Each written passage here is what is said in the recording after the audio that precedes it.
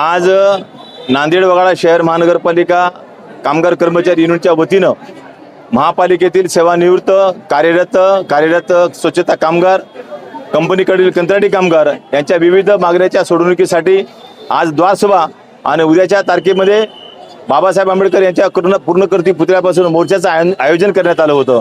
महानगरपालिका व्यवस्थापनानं महापालिका कामगार कर्मचारी युनियनच्या निवेदनावर दिनांक 4 जुलै 2025 रोजी बैठक घेतली। त्या बैठकीमध्ये कर्मचाऱ्याच्या मागण्यावर सांगोपांग चर्चा झाली आणि त्या चर्चेमधून कर्मचाऱ्याचे प्रश्न सोडवण्यासाठी महानगरपालिका प्रशासनाच्या वतीनं अतिरिक्त आयुक्त माननीय गिरीश कदम सर व मुख्य लेखा व वित्त अधिकारी पकवाने सर आणि उपायुक्त टवलारे मॅडम, सहाय्यक आयुक्त GM सादिक सर यांच्या भूमिकेतून सकारात्मक निर्णय झाला आणि महानगरपालिकेच्या कायम कर्मचाऱ्यांचा 2019 पासून थकीत असलेला महागाई भत्ता सोबत देण्याचं मान्य केलेलं आहे।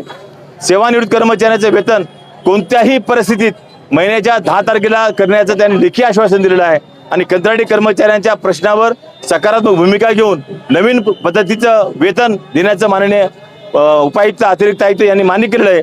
त्याबद्दल आज महानगरपालिका कामगार कर्मचारी युनियनची द्वारसभा होती। त्या द्वारसभेमध्ये 4 तारखेच्या निवेदनावर 4 तारखेच्या मीटिंगची झालेली चर्चा सर्वपणे सविस्तर सांगितलेली आहे।